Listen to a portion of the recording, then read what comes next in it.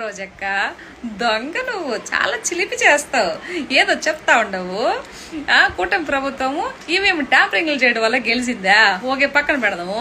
Belt షాపులు ఎక్కువ పెంచేసి ఎక్కడంటే అక్కడ పెట్టేస్తే మగవాళ్ళు ఎక్కువ తాగేసి ఆడవాళ్ళు పుస్తులు తెగిపోతా ఉండయా?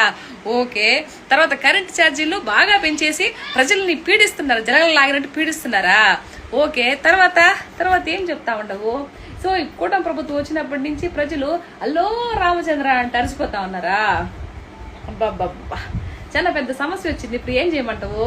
ఇప్పుడు ఏం లేదన్నా, అక్క చెప్పేది ఏంటంటే, ఇప్పుడు ఏదో డిప్యూటీ స్థానంలో ఉన్నటువంటి పవన్ కళ్యాణ్ గారు కిందకి దిగేస్తే ఈ రోజు ఎక్కిళ్ళి ఆ స్థానంలో కూర్చుంటుందంట. తర్వాత ముఖ్యమంత్రి స్థానంలో ఇప్పుడు చంద్రబాబు నాయుడు స్థానంలో ఈ జగన్ కూర్చొని పెడితే ఆయన వెళ్ళి పరిపాలన చేస్తాడంట. అప్పుడు పరిపాలన చాలా సురక్షితంగా జరుగుతుందంట అని అక్క చెప్తా ఉండది. అక్క రోజక్క, నువ్వెన్ని చెప్పినా కూడా ప్రజలేమి నమ్మరక్క.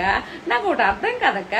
సరే, ఇవన్నీ వాస్తవాలను నువ్వు అంటా ఉండవు కదా, మరి అసెంబ్లీకి వెళ్ళి ఎన్ని అబద్ధాలు, వీళ్ళ మాటలు నమ్మబాకండి, ఈసారి నన్ను గెలిపిండి అని చెప్పేసా.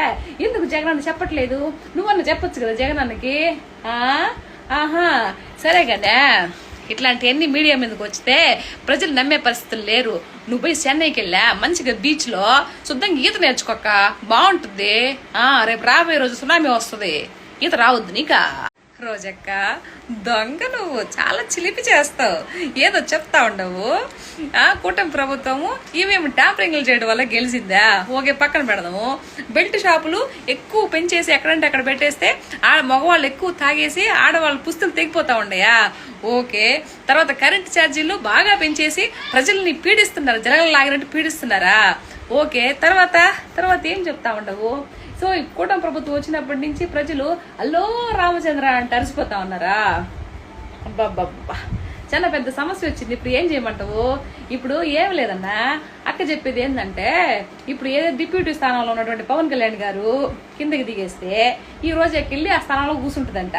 తర్వాత ముఖ్యమంత్రి స్థానంలో ఇప్పుడు చంద్రబాబు నాయుడు స్థానంలో ఈ జగన్ కూర్చొని పెడితే ఆయన వెళ్ళి పరిపాలన చేస్తాడంట. అప్పుడు పరిపాలన చాలా సురక్షితంగా జరుగుతుందంట అని అక్క చెప్తా ఉండది. అక్క రోజక్క, నువ్వెన్ని చెప్పినా కూడా ప్రజలేమి నమ్మరక్క. నాకు ఒకటి అర్థం కాదక్క. సరే, ఇవన్నీ వాస్తవాలను నువ్వు అంటా ఉండవు కదా, మరి అసెంబ్లీకి వెళ్ళి ఎన్ని అబద్ధాలు, వీళ్ళ మాటలు నమ్మబాకండి, ఈసారి నన్ను గెలిపిండి అని చెప్పేసా. ఎందుకు జగనన్న చెప్పట్లేదు? నువ్వన్న చెప్పొచ్చు కదా జగనన్నకి. ఆహా, సరే కదా. ఇట్లాంటివన్నీ మీడియా మీదకి వచ్చితే ప్రజలు నమ్మే పరిస్థితులు లేరు. నువ్వు పోయి చెన్నైకి వెళ్ళా, మంచిగా బీచ్ లో శుద్ధంగా ఈత నేర్చుకోక బాగుంటుంది.